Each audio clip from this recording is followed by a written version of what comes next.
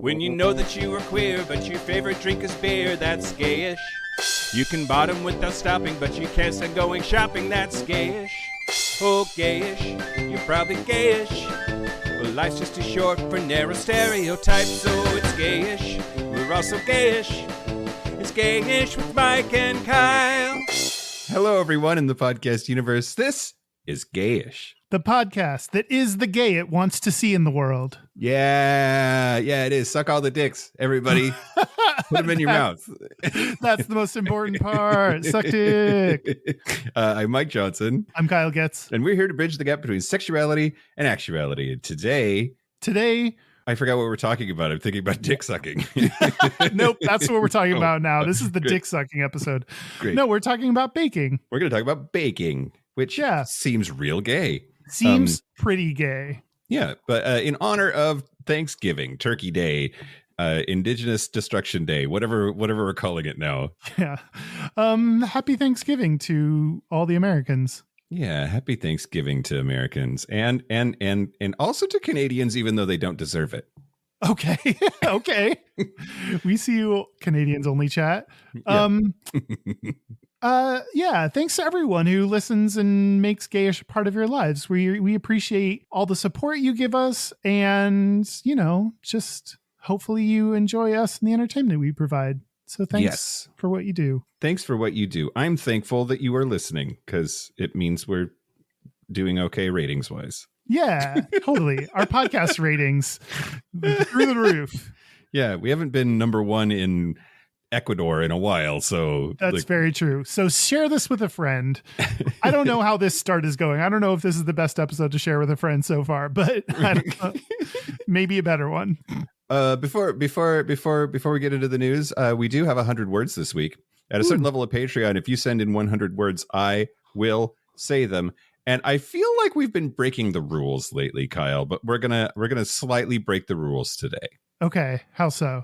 I'm not gonna read the parts before and after it, which I know it's like I don't even know myself anymore. That's 2 weeks in a row. I love it.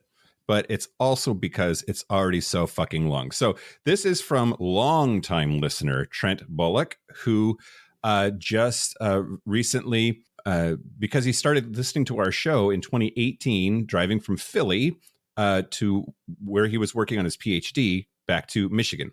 Anyway, he got his PhD and is now published. Wow. Congrats, Trent.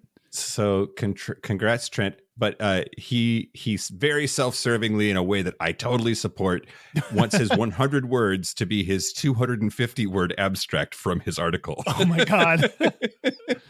So we're making one exception once, and from here on out, 100 only. Well, the first 100 words he paid for. The second 150 words are a graduation gift from us to him. Oh, how about I like that? It. Yep, okay. That sounds great. From the journal Neuroimmune Pharmacology and Therapeutics, the cannabinoid 2 receptor, CB2R, has been found to provide immunological modulation in different cell types. More recently, detection of CB2R in the cerebral endothelium suggests a possible role in the resolution of inflammation at the level of the blood-brain barrier, BBB. Here, the notion that CB2R upregulation in brain endothelial cells could be exploited to promote vascular protection and BBB integrity was evaluated. Targeting and activation of CB2R was accomplished by a novel and highly specific chrominopyrazole-based CB2R agonist, PM289. This study demonstrates that CB2R upregulation is induced as early as 8 hours in the cortical vasculature in an experimental mouse model of TBI. Unlike CB2R, CB1R was marginally detected and not significantly induced. In the human brain endothelial cell line, HCMEC/D3 cells, similar induction of CB2R was observed upon stimulation with TNF-A, or TNF-alpha. Analysis of transendothelial electrical resistance shows that PM289 markedly prevented the barrier leakiness induced by TNF-alpha. The BBB is also responsible for maintaining an immunological barrier. The 5-fold increase in ICAM1 expression in stimulated endothelial cells was significantly diminished due to CB2R activation. Utilizing wounding assays, results showed that wound repair could be accomplished in nearly half the time when the novel CB2R agonist is present compared to the untreated control. Lastly, mechanistically, the effects of CB2R may be explained by the observed inhibition of the P65 NFKB subunit. Overall, these studies support the notion that targeting and activating CB2R in the brain vasculature could aid in BBB and vascular protection in the context of neuroinflammation. Thank God I got through that. Trent, you're so smart. Congrats on me not knowing any of that shit. I know you said BB and I was like, and then you said B and I was like, Every time. You got me. Yeah, you can upregulate me anytime. Yeah. Congratulations. Yeah, congrats. And now what comes next, Mike? And now the news. Shut your mouth hole. It's time for your ear holes. News, news, news. Oh, God, Kyle. How you doing, Mike? I'm all right. Yeah. I feel like the news is in a real weird space these days. Yeah? Yeah. I guess I'll find out why in mere moments. Okay, news the first. News the first. Do you remember Gays Against Groomers? Yeah. Didn't they get suspended from something? They did sort of get suspended from Facebook and Instagram, and then they got reinstated, and people were real mad about that. Ugh. Anyway, they are a far-right anti-trans organization, and they have been slamming ChatGPT because it refuses to generate content that criticizes gender-affirming healthcare. Suck it. So you suck. Sucks to suck. Deal with it. Gays Against Groomers posted on X, formerly Twitter, which I love that we have to say that every single time just to dead name them. They posted, quote, "Wow, we tested ChatGPT and asked it to write a tweet condemning gender-affirming care for minors. It refused, saying the prompt promotes harm, but had no problem writing one in support of it. Look at the difference. Shameful." And yeah, it's absolutely true. So ChatGPT will not write a anti-gender affirming care post, but it happily will write one in support.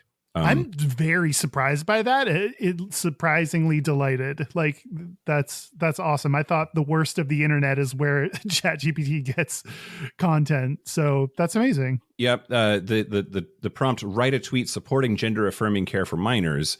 ChatGPT said, quote, "Every child deserves love, respect, and the right to be their authentic selves. Supporting gender-affirming care for minors is a crucial step towards creating a world where everyone can flourish, regardless of gender identity. Let's prioritize empathy, understanding, and inclusivity to ensure every young person feels seen and supported on their unique journey." Oh, that's beautiful. And yeah, AI did it. And AI did it. Yeah. Also, I think a lot of what ChatGPT does can be grounded in facts. Mm-hmm. I do know that they've like heavily weighted things like whatever the American Medical Association says, whatever the American Psychiatric Association says. Like, and so if the medical community says that trans affirming care is good and denying it is bad, I think that particular language model, large language model, has been reinforced to prefer that content over 4chan or whatever the fuck that evil ass dickbag fuckface asshole.com. Yeah, totally. Okay, news the second. Yeah, I think this is really interesting. So there's this organization called Just Stop Oil. Guess what they want to do? I don't know what else to say, but stop oil. They want to stop oil. They are very well named. And there were 2 queer members of Just Stop Oil who were arrested because their plan to stop oil was to break into the National Gallery and throw soup at Van Gogh's Sunflowers painting. So they brought soup into the museum and threw it on Van Gogh's Sunflowers, which is estimated to be worth approximately 76 million pounds, which that's like a lot in dollars, I think. I think so too. What kind of soup? Well, it was really funny. It doesn't say what kind of soup in this article, which I got off the pinknews.com, but there is a picture of her being arrested, and the police have an evidence bag with 2 cans of soup in it. And it looks like maybe tomato soup. It's red cans, 2 red cans. Why not throw it at that Andy Warhol painting? Right? I don't know. Maybe this was their second choice. Like they went to the National Gallery and they're like, no, Andy Warhol, what the fuck do we do now? What is there logic to this in any sort of way that we can discern? I just do not know. Okay. They do not know. It'd be like if I really want to have sex with Brad Pitt, so I eat celery at home. Like right. This does nothing to accomplish my end goal.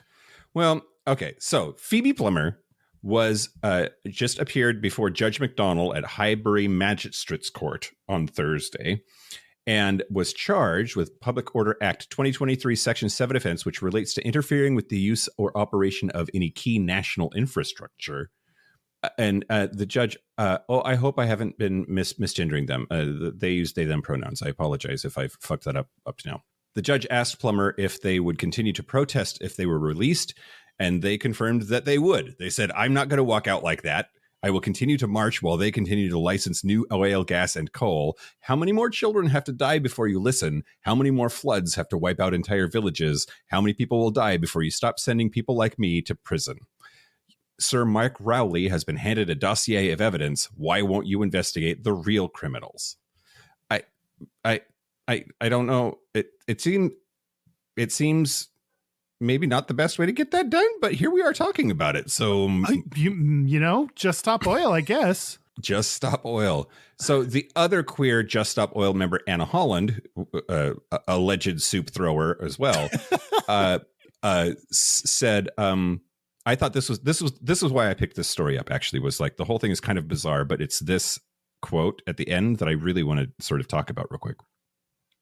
Quote, when right-wing press focuses a lot on mine and Phoebe's queerness, it's a way for them to try and ridicule us as individuals and therefore ridicule our action and therefore ridicule Just Stop Oil in general.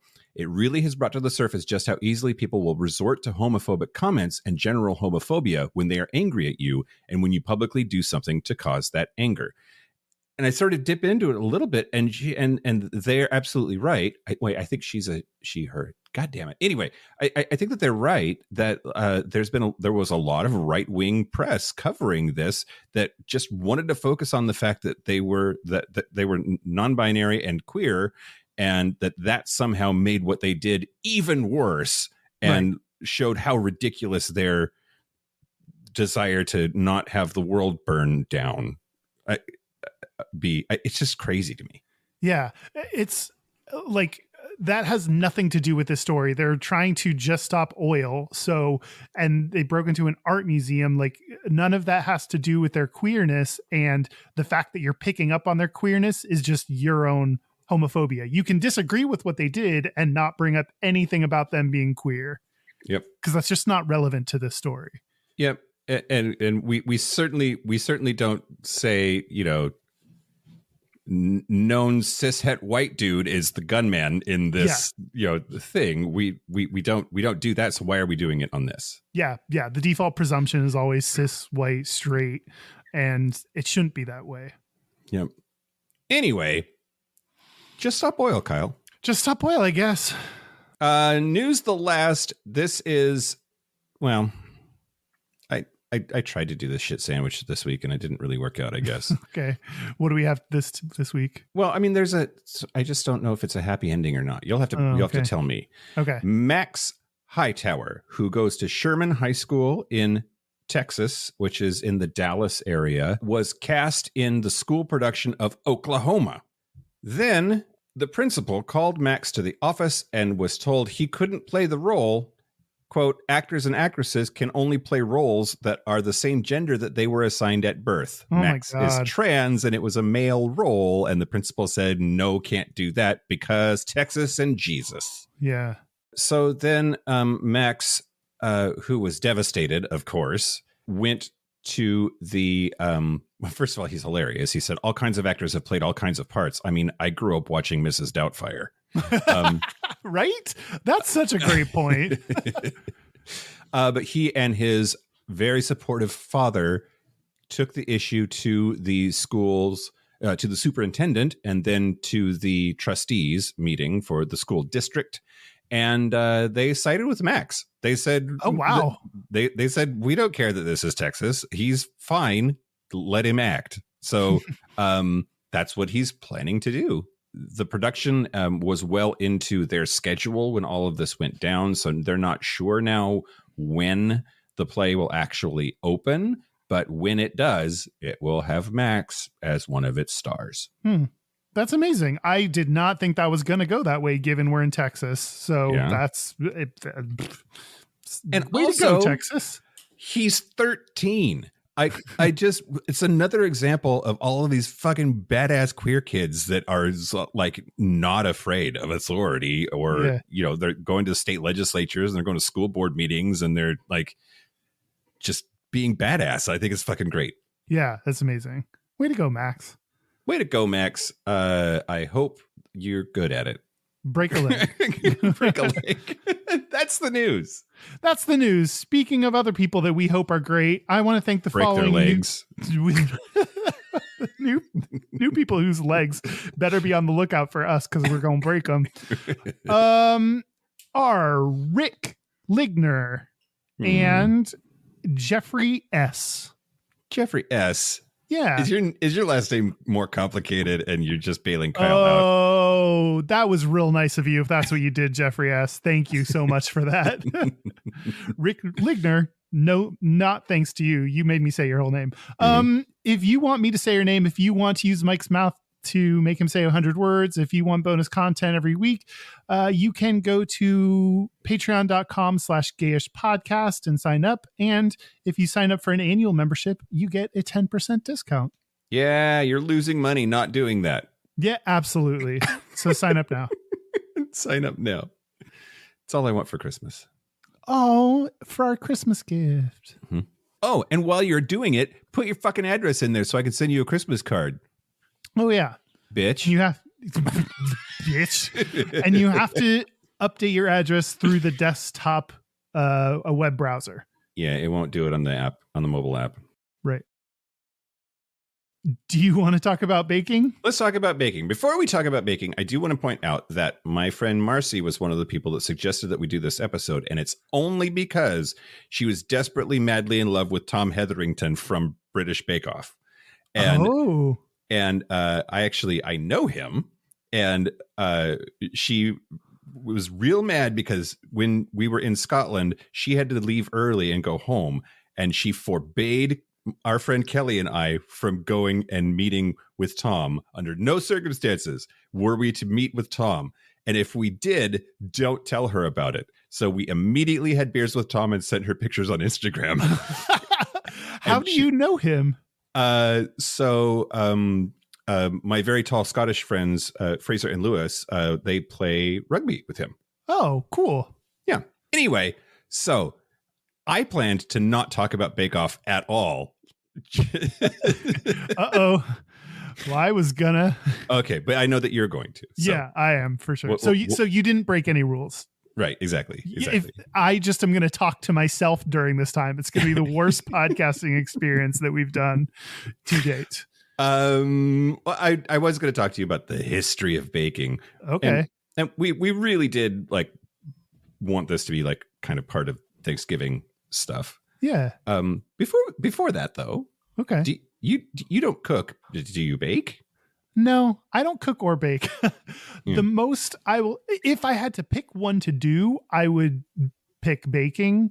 Mm-hmm. It seems like a little bit more like you fall. I like sweets, and it's a little bit more follow the directions exactly, and that's what you get. And I, would often bake box cakes in college, or as an adult, the most that I bake is making cookie dough from scratch and not baking the cookies and just eating the cookie dough. Yeah. Well, yeah. Or like a DiGiorno pizza, probably. Oh, yep. I can bake a hell of a taquito. Oh, that sounds really good right now. Yum. What about you? So I'm exactly the opposite, which I think is really interesting. I do cook, and I do sometimes bake. And I find that cooking is way more forgiving.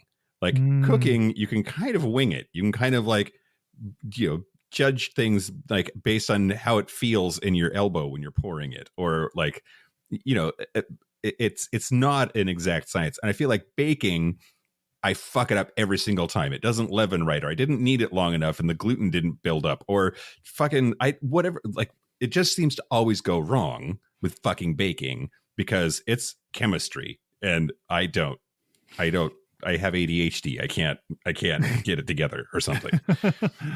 There are exceptions to that, right? Like I can follow a box recipe with the best of them.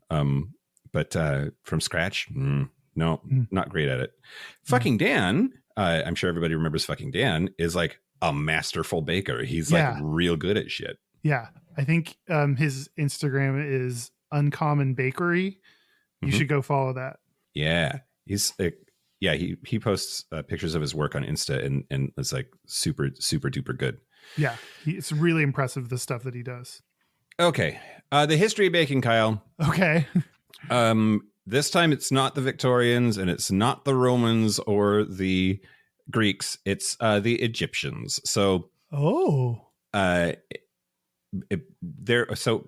and it even predates the Egyptians. Actually, there's evidence in prehistory that we've been making bread. We found like remnants of fires that have carbs in them from at least 14,000 years ago. So we've been making bread, whether you want to call that baking or not, for a really, really long time. But it's the Egyptians that started using ovens and doing what we would sort of more readily identify as formal modern baking. But at that time, like, if you had enough money to have access to an oven and to bake stuff, you were rich. You fancy. It was a symbol of wealth and social status. The Greeks and the Romans did a whole bunch of like further refinements to baking and the baking process. They started doing sweet stuff like pastries. And the first recorded cookbook, which is called De Re Coquinaria by Apicius, it included recipes for sweet and savory baked goods in it. Oh.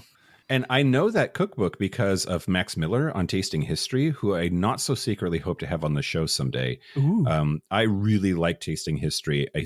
He is not like sponsoring this at all. I just think everybody should go and watch it because he finds a super ass old recipe and makes it and tastes it. And while it's baking, he talks about the history of whatever it was. So it's like pizza. He does an episode on pizza. He finds the oldest recipe that even remotely looks like pizza and then talks about the how it works. And it's just so soothing. Like, I like watching people work in a kitchen, really soothing. I love history. I love and he's gay. He and his partner have another channel where they do like their adventures. That they just got married in the last year.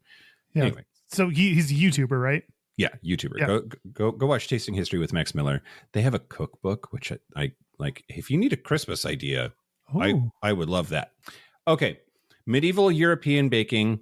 So during the Middle Ages, so baking became kind of a like community thing to do, and that's when guilds started, and that's when we see people get the last name of Baker. Oh, yeah, because people's last names used to be like based on what their family did. Yep. So there were guilds of bakers, and that became their last name. But then by the 17th century, we see commercial bakeries. Like, you had you go there and you buy your bread for the week, and it's not expensive. It's just accessible to the public. Then it a little bit moves into individual houses, like around the Industrial Revolution, and when we start having like access to good electricity, electric stoves.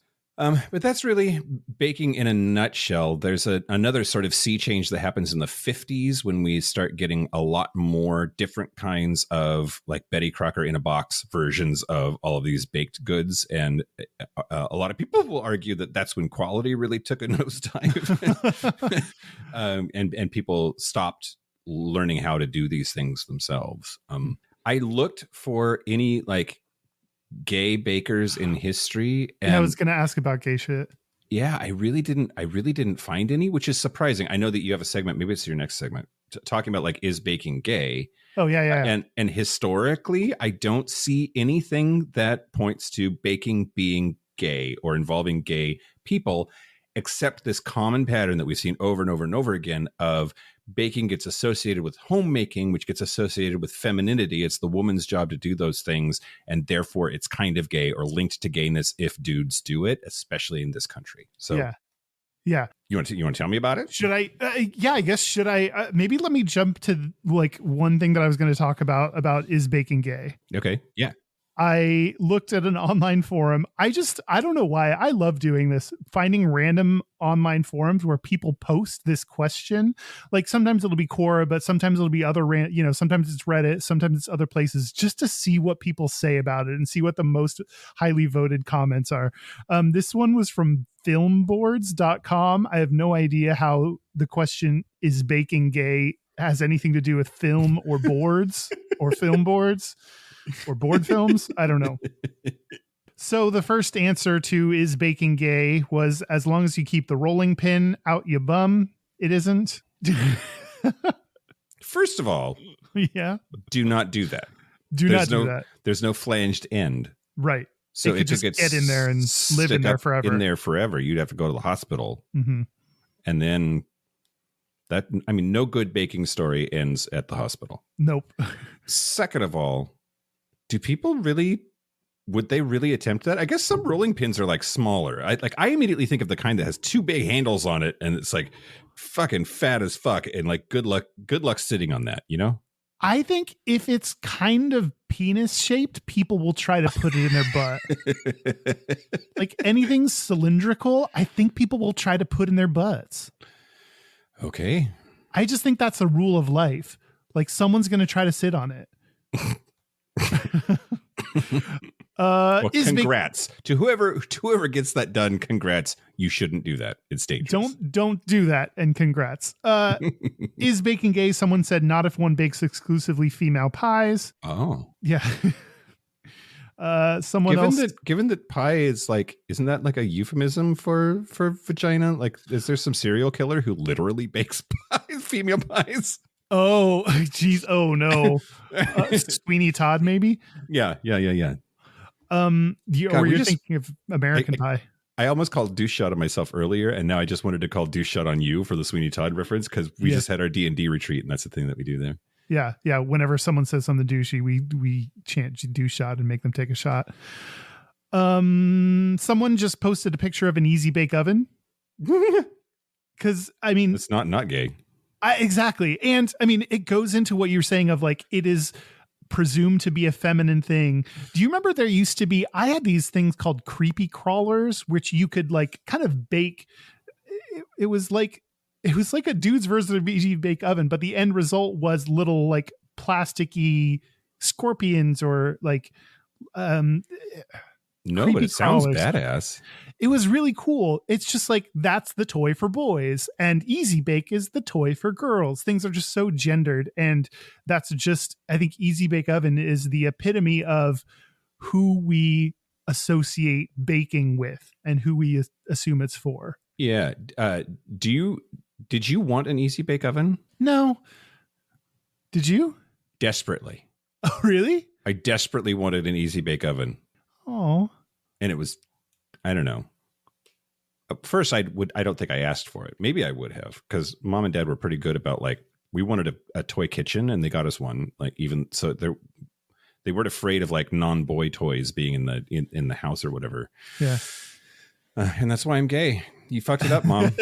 That's the day it started. But I really wanted an Easy Bake Oven, and like I don't remember ever asking for one, and if I did, I'm sure it was just like too expensive or messy or something. Did you not ask for it maybe because you knew it was gay? Is that something you avoided because of its gayness? Not consciously. Like this is when I was young, like 5, 6, 7, 8 years old, that I remember them being a thing that I was like super into and wanted to try. I don't know. Yeah, this is like when I was young, I asked for My Little Ponies because I didn't know that was gay yet. Yep. And did they give them to you? I got My Little Ponies. Yeah. Well, that's why you're gay. We figured it out, Kyle. I like that we traced it back in this episode. Finally, the last episode of Gayish. Yep. Is baking gay? Someone said the only cooking that isn't gay is grilling, which you've said oh my before on our God. episode about grilling. That's an American thing for sure. I think that like other countries are more reasonable about their gendered food preparation concepts. But yeah, I think that like American men are allowed to grill things. End of list. Yep.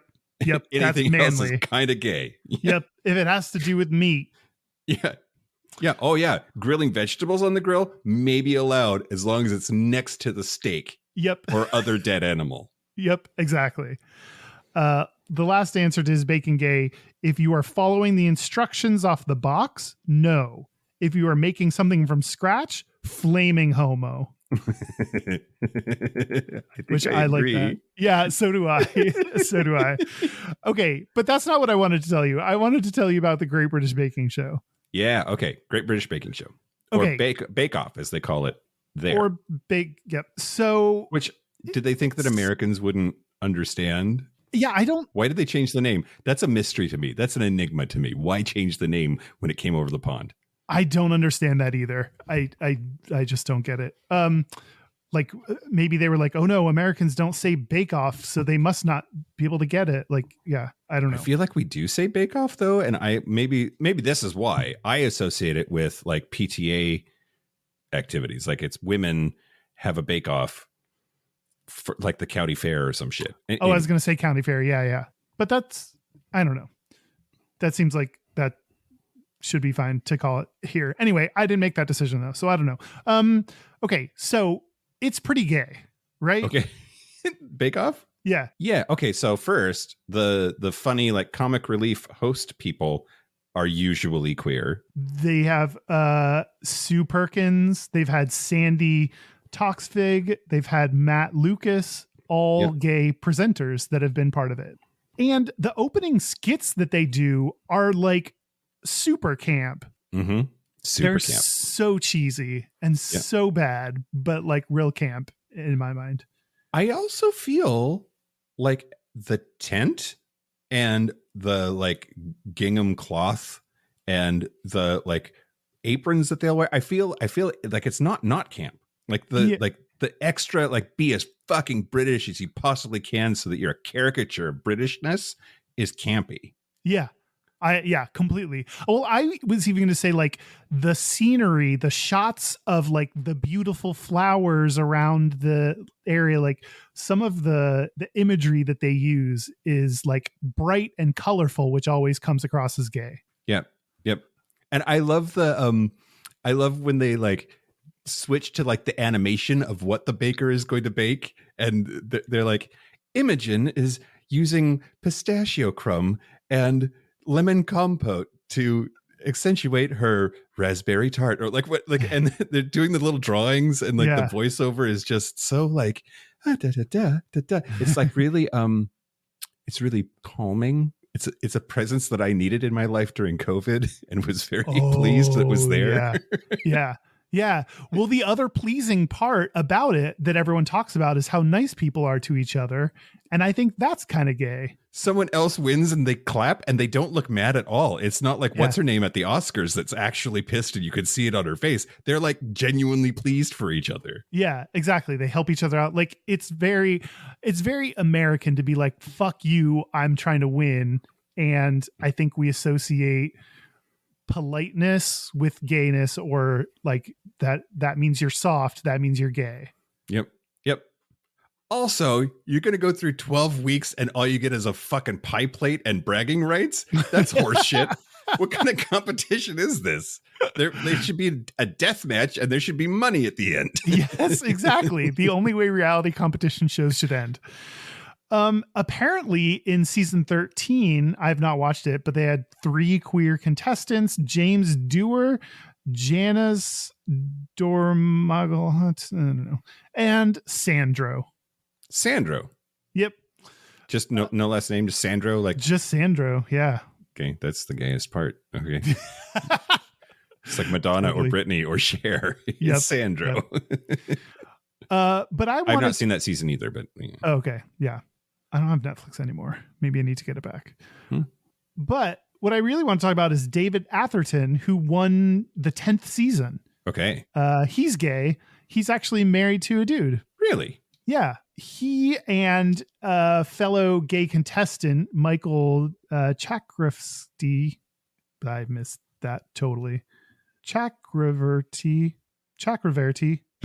Anyway, they both have a podcast together called The Sticky Bun Boys. Oh my God, you know that they have sticky buns. Oh, I don't know who this person is. They were on the same season, I believe, and it was just like one of the gayest seasons. It was really adorable. They actually talked about how in previous seasons they had downplayed the LGBTQ visibility, but in their season, they said that they, quote, let us wear t-shirts that were pro LGBTQI plus. And right at the end of the whole series is me and my then fiance kissing. So apparently I didn't realize that earlier seasons toned down the LGBT visibility until they said it specifically. Yeah. Like they would focus on like their hobbies. And like if they showed a same-sex partner, it would be like, really quickly, like, and here's their partner Nancy. Let's keep going. Yeah, you know? and she plays soccer or whatever. Yeah. So it definitely it has always felt to me like they would rush through it and do the minimal, and especially compared to the straight people where they would focus on like family time and like the kids in the house are running through the kitchen while they're practicing or whatever, and they just didn't do that with the gay couples. Yeah, and avoiding talking about it. That's like the exact definition of something that's homophobic is treating gay people differently than you would straight people. Like, yep, absolutely. They also said that the show, quote, embraced gay men very comfortably and highlighted them a lot, but the rest of the queer community has been slightly sidelined. So they were calling on greater representation among a broader range of the LGBTQ spectrum and not just L and G. I thought you said gay men. They did. So do they want more lesbians or not? Do lesbians bake? Is that a lesbian thing? I don't know. Lesbians, hit us up in the comments. And bi people, they don't like pie, but I assume they like other baked goods. Yeah, they love lemon squares. Oh my God. Okay, Kyle. Yeah. We have to talk about this. Yeah. Our friend Keegan asked what dessert I wanted for my birthday so that he could make it at the retreat last weekend. I said lemon bars, and you told me that means I'm bi. Yes, that's a bi stereotype. Lemon bars specifically? Yes, lemon bars specifically. What about other kinds of citrus bars? I have seen just exclusively lemon bars. It's that. It's finger guns. It's not being able to sit in chairs. It's frogs. Frogs? Yeah. Hold up. What? There's no explanation for these things. So there's no detail to be pulled from it. I was just glad when you got to frogs, there was finally one that wasn't true about me, because I can't sit in chairs. I like lemon bars. I sometimes unironically do finger guns. That's what we need to work on. I think you need to put the finger guns away. Holster them finger guns, Mike. All right. Then... Or do them. I don't know. Maybe that's. I'm not bi, everybody. Mike is not bi. Michael, not you. The gay one. The not bi one. The not bi one. The one from Great British Baking Show said, quote, if you think about the proportion of people in this country who identify as trans, and then the proportion of them who like Bake Off, and then the proportion of those who are good enough to go on Bake Off, the proportion of those who will fit with the casting dynamic, it depends on the application and on demographics, but more can be done.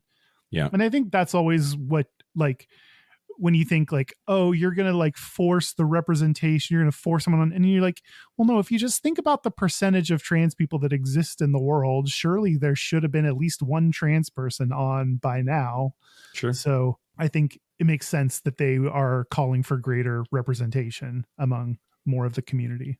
Yeah, absolutely. And I think what gay white men need to realize is we've been the focus for so long that we need to also speak up about reminding people about the rest of the community. Yeah, for sure. I agree. And Oh, that yeah. hopefully that doesn't contradict the idea that we also need to use our privilege. Like I think take what visibility we have to help amplify others, not take a step back and disappear. Right. Mm. Yep, totally. That's a very good clarification. So I don't know. That's Great British Baking Show. Was there anything else that you want to talk about it? Yes, the most important question of all, would you let Paul Hollywood choke you? I'm gonna go. I'm a no. I'm a no on that. You're a I'm a no. no on Paul Hollywood. What about you? I mean, I don't want him to choke me. Okay. Would you He want could him fuck me once for the story. Okay. Yeah. If we really come down to it and Paul Hollywood is like, yo, can I slip it in? I'd be like, yeah, all right, fine. But yeah, you're right. It's for the story. Yep. It's for the gram. Oh goodness. Well, okay. Are you ready for this? I'm ready. Yeah. I looked up Yelp's 25 most reviewed queer-owned bakeries. Ooh. And I read through them, and I have some favorites and some reasons why that they're my favorite. And I just wanted to talk about those queer-owned bakeries and queer bakers. Oh, cute. I love it. First up is Night Owl Cookies, and they are in Miami, Orlando, South Florida. The owner is Andrew Gonzalez, who is breathtaking, beautiful. And that's really unfortunate and offensive to me because he makes carbs for a living and yet is hot. But it's nightowlcookieco.com. He's beautiful.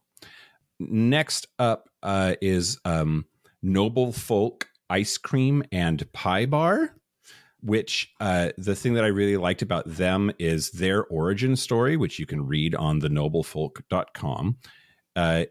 Includes this their husbands. It's two husbands that started it, but they have this like a whole adorable story about like we got together and we met at a coffee shop in Sonoma County, and we had similar passions, and then we decided to open a bakery, and that like led them to being in love, and they got married. And anyway, it's just super great. But that's Healdsburg, California, and Santa Rosa, California, San Francisco Bay Area. That sounds like a rom-com, right? Absolutely, I totally agree. Yeah, and it'd be called. Well, their names are Christian Solberg and Ozzy Jimenez, and I think Christian and Ozzy is like that is a nice sounding title. I was trying to think of like a baking related pun, like baking love or love rising or something like that. It could be I Need You with a K. That's so dumb. I love it. Okay, great. And I also think it's interesting that they are like pie is their specialty, so we know that they're gay. So next is Archibald's Village Bakery. That's archibaldsvillagebakery.com. They're new. They just got started in May of 2021, and their whole thing was like, holy crap, starting a bakery in the middle of the pandemic was hard. I bet. But they are husbands that opened it, and they are in North Beach Village, which is Fort Lauderdale area. And they're also very front and center with their gayness as part of like the identity of the bakery. Like their homepage, there's this adorable picture of them, and they're wearing rainbow suspenders. Oh, cute. Yeah, it's fucking adorable. Okay, so I went through and did my best to make sure that these were all like queer owned, but we're going to get into the good ones, the funny ones now. Okay. Or the ones that really made me happy. First, there's a place called Scott's Cakes. That's all one word, no spaces. It opened by a dude named Scott. In P-Town. So this is Provincetown. And there was a headline about the bakery opening. It said, "This baker is freeing the world from the tyranny of choice one pink cupcake at a time. They have one product, pink cupcakes. That's all you can get there. That's all that they make. That's what you have to take this pink ass cupcake. That's hilarious. I love that. Like, you go into the ice cream place and you're like, can I try that one and that one and that one? And it takes forever and you don't know if you ended up with the right one. This is just like, give me a dozen. I'll take them home to eat by myself. Yep. That article said, when you walk into Scott's Cakes in Provincetown, Massachusetts, it's easy to be overwhelmed by the flamingo pink walls, a Barbie doll display, and a busy wall of art and t-shirts for sale. But one aspect of the bakery is completely straightforward. There's no menu because the only thing you can order here is a pink cupcake. Also, they sell t-shirts that say legalize gay cupcakes. And I think that's pretty fucking fantastic. My God, they must have gone nuts when Barbie came out. What a good timing. Great timing. Yeah. Good job, Scott. Way to go, Scott's Cakes. Let's see. The next one that I wanted to tell you about is Yes Cookies. That's YAAAS apostrophe cookies in Atlanta, Georgia. It was one Yelper said Yas is Yasin when it comes to the art of cookies and the execution of cookie happiness. Let's see. It's a daddy of color named Von Hill opened Yas Cookies, and he would bang. Oh my goodness. And I really like his story because he started baking with his grandmother. So he grew up in Atlanta and had all of these cookie recipes from his grandmother, and chocolate chip specifically was the recipe that got passed down a bunch, and he just seems really sexy. And I love the name, of course. Yeah. Do you have any recipes that were passed down to you? Well, we've had some on the show before. Mom, the cheesy bread recipe, but that's not like baking. I've got a recipe for my great grandma Baldwin's cookies, oatmeal cookies, oatmeal raisin cookies, which I really like, but I don't think I've ever actually made it. And Mom used to make no bake cookies, and I have made those before several times. So yeah, I guess yes. The short answer to your question is yes, Kyle. Yeah. And then I did the podcasting thing and said more words, and then talk more after it. Yeah, that's perfect. That's great. Do you have any recipes anywhere? Family recipes? No. It seems like not your family's vibe in a way.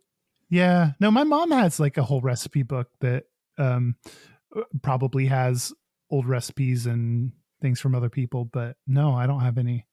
Oh. Well, I mean, I don't want them. I'm not like looking for them. What would I do with this recipe? Oh, goodness. Okay. The next one is, this is the name of the bakery. Chicago Sugar Daddy Patisserie. That's perfect. Yes. And Chicago Sugar Daddy Patisserie is super adorable. It's in, of course, Chicago. And they call all of their employees, at least the ones that bake, they call them daddies. And they have these adorable T-shirts that say "Yes, Daddy," and they Chef Daddy. That's what they. God, why couldn't I come up with that? They call them all Chef Daddies. And one of them is in the finale of Food Network's Halloween Baking Championship. I guess you can stream that on Max, HBO. Wow. But his name is James, and he's a chef daddy. And the whole show is really interesting to me because it's the Halloween baking championship. So it's all of these like cakes that are like a demon, or have like it looks like a bleeding heart or whatever. It all looks like something the fucking Dan would make, actually. I was just gonna say that sounds right up the fucking Dan's alley. And they do weddings and catering, which I think that's also pretty fucking great. Yeah. Chicago Sugar Daddy Patisserie. And last but not least, arguably the most iconic one on this list is Hot Cookie, which is in the Castro in San Francisco. It is hotcookie.com. And they have been in the Castro for a really long time and have sort of been activist about stuff for that whole period of time, like trying to be, members of the community and whatnot. They were started way back in 1997, and you can order right off of their website penis and vag cookies. No way. Yeah. Oh my God. Bachelor and bachelorette parties must fucking love that place. Yeah, absolutely. And something else that I really like about them is their motto is where our cookies are as hot as our customers. And again, they're for, among other things, they're famous for having penis shaped and vagina shaped cookies that you can buy. That's amazing. Yeah. Anyway, that's some of my favorites from the 25 most reviewed LGBTQ owned bakeries in the US. And I've just made so much work for Derek because he's going to have to find all of them now and tag them because they all have social media. Work. If you go to any of those bakeries, take a picture there and tag us on Instagram, please. Oh, yeah. Let us know. Well, let's really get to it, Mike. Let's get to it. Baking gay? Fuck yes. Fuck yes. There was an article about this called I'm Gay and I Bake, but Does That Make Baking Gay? By Eric Kim on Food 52. And he not only told his own story, but he also interviewed like chefs and bakers and stuff and asked what they had to say. So we're going to see what people in the actual industry have to say about this. I like the question and I get it. And like your editor needed a headline, whatever. But like I'm gay and I breathe. Does that make breathing gay? Yeah, that's true. I'm gay and I blank could be it could be literally anything. But he tells this story. One of the reasons that made sense in the context of the story he told is he started a food blog when he was 13, and his cousins commented on one of his blog posts, "You're baking now? Are you gay or something?" Oh, sure. Great. And so it was one of those things where he hadn't considered that one of his passions, it almost like betrayed him, gave him away when he wasn't even sure that he was gay himself, when he was still wrestling with the question. So I think that happens to a lot of our passions when we're younger, is we realize that they're gay, and so we distance ourselves from them. Yeah. I mean, that's also like, hey, Kyle. Hey, Mike. Kids are dicks. Kids are assholes. They really are. In any way to like tear each other down or like stir bad feelings and other, like they're just evil little dick bags. So like some of this is that, right? It's just the toxic, like, tear each other down horse shit that boys do. Yeah. But also when it's that young, you're picking up on that homophobia from other people or your parents or society. Like you're picking up on that's young enough that you're picking that up from somewhere in society. So it just goes to show how homophobic society is, that kids that young know to call each other gay. Yep. In the article, he said, "I felt betrayed by this new hobby that had given me so much joy up to that point. Suddenly it became a cause of great stress. Was baking going to be the thing that outed me to the world? There's nothing worse than being outed before you can out yourself, let alone before you even know yourself." Yeah. Yep. So he emailed a bunch of other people to get their take. So in response to his baking gay pastry chef, Zach Young said, quote, "If a sensitive, delicate, studied blend of art and science is gay, then yes, there is a patience, a precision, an aesthetic, an intuitive intelligence in working in a field based on creativity within the confines of science that could be perceived as soft, feminine, dainty. But calling pastry gay would be akin to categorizing meat cookery as some super masculine, butch, barbaric, me man this fire I cook buffalo task that could only be executed by a brute Neanderthal." Isn't that what we just said? That's what we just said. Yeah. And that's like, I think also meat cookery is the gayest thing that's ever been said. Let me warm up that meat for you. I can't wait for boyfriend to get home so we can do some meat cookery. I hate it. But I mean, I think that is what happens when you talk about certain things being gay. Then the opposite thing becomes like the butch thing to do, which is really frustrating. Yep, for sure. Brian Hart Hoffman, editor-in-chief of Bake From Scratch magazine, said, quote, "I have always believed that baking breaks down barriers and brings people together to share their unique traits and flavors with others. A gay baker can certainly be gay and bake without the label baking is gay. I'd like to think that baking is for everyone. Sure. But especially the gays. But it's particularly the gays.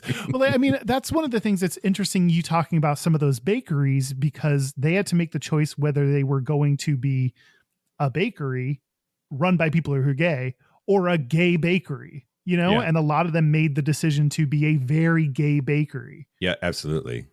Yeah. And I think that's something that we also have to do as like humans. I think that represents what we as humans do. Like, there's so many people that are like, I just want to be treated like a human. I don't want people to like see my gay identity first. I think some of that is born of internalized homophobia, but some people totally fair if they just want to be seen as a person, and gay is just one of the many things that they are. And other people are like, I want to be gay dude. I want to be super out and open, and for that to be a distinguishing part of who I am. And that's also super valid. Yeah. There's also bakeries are businesses. And like those super gay bakeries that I just named, like Provincetown, San Francisco, Atlanta, even for like those are fucking gay ass places where being gay ass isn't going to lose you business, or enough business that it would make it a prohibitive place to do business. Yeah, absolutely. And lastly, BuzzFeed food writer Jesse, I don't know. Jesse Seswick, maybe. There's just a bunch of consonants that all come right in a row with no breath. Jesse says, quote, "The stereotype of baking being gay has nothing to do with sexuality and everything to do with deeply rooted misogyny. Baking has been portrayed as a traditionally feminine activity, so naturally it has evolved into being labeled gay, as the two often overlap. Homophobia is born out of misogyny, and we cannot tackle one issue without addressing the other. Men who genuinely think baking is gay have been programmed to think that women belong in the kitchen and that they bake to bring pleasure to men, not to themselves." Ooh. Oof. Ugh. Right? Yeah. Yeah. I love the connection between misogyny and homophobia, because I completely agree. Like, I feel like we've just had a bunch of topics recently that have been like, the reason this is gay is because people assume it's feminine, and people assume gay people are feminine and soft and delicate or whatever. And to be a gay person and not also be a feminist is like not understanding some of the underlying societal issues and the root cause of them. Yeah. Well, and that could be a feature, not a bug, of being gay, right? Like we get to explore those things because we aren't as wrapped up in heteronormative who's the man, who's the woman bullshit. Yeah. And I think that's one of the benefits of the more visibility and rights and equality that we have, the more we're able to break down some of those barriers. And maybe it starts with the gays that can bake because, well, I'm already gay, so might as well break down other barriers. No one gives a shit at that point. And then that opens the door to other men who like baking to be able to do it as well. Yeah. Yeah. Be the gay you want to see in the world, like your opener. Oh my God. I don't think we've ever connected it back to the opening, but yeah, be the gay you want to see in the world. I always connect it to one of my openings. Meat cookery. Meat cookery, indeed. Oh God. Oh God, I'm a wreck now. Oh no. I embarrassed myself. Okay. So I think we figured out that baking is gay. We know why, and society needs to get its shit together. Get your shit together, society. Can society be one of our nominees for dickbag fuckface assholes? Next year. Okay. Yeah, I see that. What about kids? You talked shit about kids being assholes. Maybe kids should be dickbag fuckface assholes. Yeah. We need different categories, I think. That's true. Maybe next year we'll go more elaborate with it. We'll see. Yeah. We'll see how it works. Yeah. Did we do it? Yeah, I think so. We talked about baking. Yeah. So for the Patreon segment, I'm going to go over a list of desserts invented by ChatGPT for each of 10 different gay icons. We'll see what Beyonce's dessert is. Oh, she's not on the list. Oh my God. These are all queer icons, like icons that are queer. Oh, got it. Yeah. All right. Yeah. Well, you and I will come up with what Beyonce's dish is. Oh yeah, big time. Okay. So should we take a break? Yeah, let's take a break. Let's take a break. Pie break. But be quiet so your souffle doesn't deflate. Sure. This is the part where Mike and Kyle take a break. Are we back? We're back. We're back. We're going to do our gayest and straightest. We're going to do our Gayest and Straightest, but first, hey, Hey, fuckers, beautiful listeners. vote in the Dickbag Fuckface Asshole Awards. There is a poll on our Facebook community, our Facebook group, and you need to find it and vote for who you think deserves this year's Dickbag Fuckface Asshole Award. And if you want to vote for somebody who's not on the list, you absolutely can. But yeah, take a look. Voting will end eventually, and then we're going to order that person a trophy and send it to them, and it's going to be amazing. Yep, that's it. Facebook.com/groups/gayish podcast. Yeah. Also, go to patreon.com on a web browser on your desktop or laptop, because you have to do it from there, and give us your address so we can send you a Christmas card. Yeah. Next, local gay bar review. Now I'm going to talk to you about the Lucky Horseshoe in Chicago, Illinois, also known as The Lucky Hoe. the Lucky Hoe. We went when we were there for the Chicago live show. It was a go-go bar. And I say that with a question mark because they all seemed very bored and like they weren't dancing. Oh my God. They got up there and danced like I would if I was at an uncomfortable party. Like- just a lot of like back and forth shuffling. Just like, and, yeah, kind of stepping side to side. and just like full on conversations with people instead of like dancing.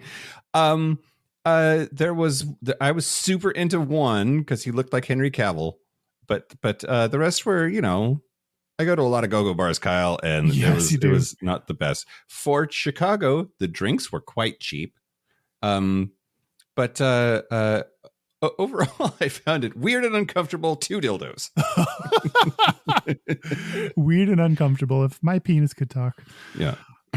Do you want to do our gayest and straightest? No, our website is Oh, right. gayishpodcast.com. We are on socials. We are now on Blue Sky. So if you are on Blue Sky, go follow us there. We also I have. thought that was knockoff boner pills. Well, it's the other Blue Sky. Okay, great. We're also on Instagram and have a Facebook group and have a Discord. So check it out there. Our hotline, you can send us text messages or leave us voicemails, especially if it's your gayest and straightest. We love that those have been coming in a lot lately. It's 5855-GAYISH. That's 585-542-9474. Standard rates apply. Our email is gayishpodcast@gmail.com. And our physical mailing address is Post Office Box 19882, Seattle, Washington, 98109. Gayest and straightest? Yeah, let's do it. All right. I'm happy to go first. Okay. So we went on our D&D retreat this last weekend, and I took my coffee grinder with me so that we could grind up coffee beans. And as we were packing up yesterday to come home, I turned to one of our friends and I said, "Oh, that's my grinder, the only one I've used this weekend." I thought it was hilarious, and none of the straight people seemed to really get it. Oh, I wish you had been in earshot. that's funny. I appreciate you, Mike. Great. And then the straightest thing about me this week, I have not done any shopping since I've gotten home, and definitely did the like, oh, this is a bag of instant rice and a can of chicken. That's a meal. And then threw it together, opened up 2 packages and poured them together. That's a meal. Perfect. My gayest is I wore a shirt that I forgot I had. Oh, I went through some of my collared button-down shirts for work, and I found one that I hadn't worn in a long time. So Wow. I felt cute wearing a new shirt or a new old shirt. nice. Yeah. And my straightest is that I'm wearing just a plain white t-shirt right now. Yeah, plain white tees. Yep. I also feel a plain black tee is the same thing, right? That's like, it's just slightly less straight, but still pretty in there. Which is a lot of my wardrobe is like dark t-shirts. So a lot of my wardrobe is like a straight dude who doesn't care. We have a listener's Gayest and Straightest that was a voicemail. Hi, gays. I have a Gayest and Straightest for this week. My straightest was I popped a tire right after voting for abortion and marijuana in Ohio. And with that pop tire, I had never changed a tire before, so I had to do that. That is my straightest. And then my gayest is making my gay boyfriend do most of it because he is a hot daddy and he knows more about cars than me and whatnot. Have a great week. Bye. Thank you, mystery caller, for your Gayest and Straightest this week. Really appreciate it. But most importantly, I appreciate that you were part of the successful voting for abortion rights in Ohio, enshrining in their constitution the right to an abortion. Oh, I just was grateful you had a hot daddy boyfriend. Oh, well, we can all be grateful for that. Yeah. Is that it? That is it. We did it. A thank you to all of those queer-ass bakers that I made Derek look up on Instagram. Yeah, thank you for doing what you do and doing it so gaily. Mm-hmm. And thank you to Eric Kim, who wrote the article that I read about is bacon gay. Okay. All right. Okay.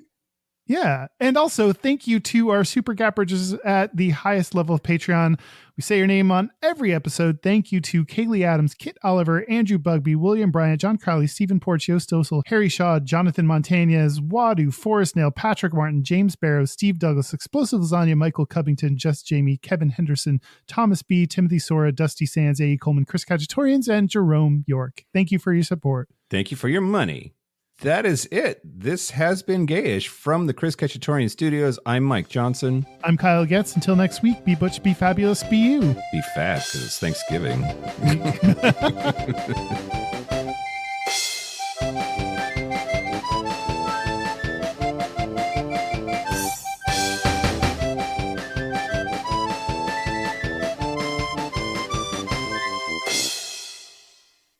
So there were guilds of bakers, and that became their last name. Is it like a WoW guild? It's gotta be. Like, I'm sure like right before you put all the loaves in the oven, you have to go like gather the wheat, and then you have to slay the little birds that are ruining your crops, and then you've got to save the farmer's daughter from a well. It's that's just how it goes. Yep. It's simple math, Kyle.